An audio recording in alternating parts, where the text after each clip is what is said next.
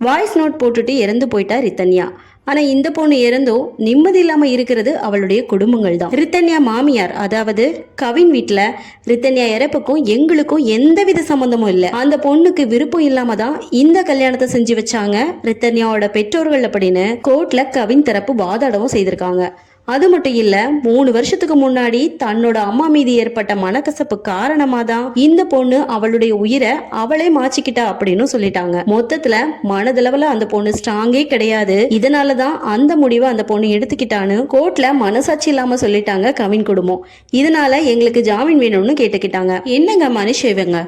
கல்யாணம், நிச்சயதார்த்தம் போட்டோஸ் எல்லாமே பார்த்தா அந்த பொண்ணு எவ்வளவு சந்தோஷமா இருக்குன்னு அந்த பொண்ணோட வீடியோஸை பார்த்தாலே தெரியுது. பொதுவா ஆர்டிஓ படி கல்யாணம் ஆகி 7 வருஷத்துக்குள்ள ஒரு பொண்ணு தன்னோட உயிரை தானே எடுத்துக்கிட்டா அப்படின்னா எந்த விதமான ஆடியோஸ், வீடியோஸ், கடிதங்கள்னு எதுவுமே இல்லை அப்படின்னாலும் கணவருடைய குடும்பம் மீதுதான் நடவடிக்கை எடுக்கப்படுது. முக்கியமா வரதட்சணை கொடுமை கூட காரணமா இருக்கும்னு சந்தேகம் எழுப்பப்படும். கன்ஃபார்ம் ஆச்சுது அப்படின்னா தண்டனையும் கொடுக்கப்படும்.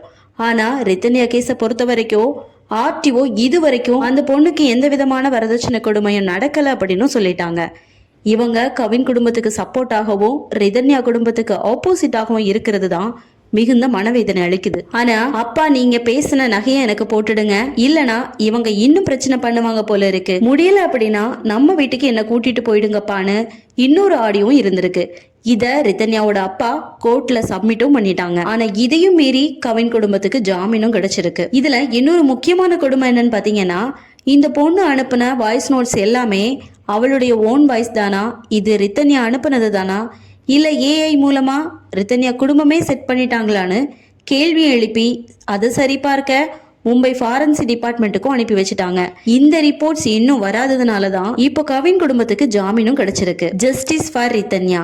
இதை பத்தின உங்களோட கருத்துக்களை மறக்காம கமெண்ட்ஸ்ல ஷேர் பண்ணுங்க. இந்த மாதிரியான பல முக்கியமான கருத்துக்களை தெரிஞ்சுக்க மறக்காம சேனலை சப்ஸ்கிரைப் பண்ணிக்கோங்க. தேங்க்ஸ் ஃபார் வாட்சிங்.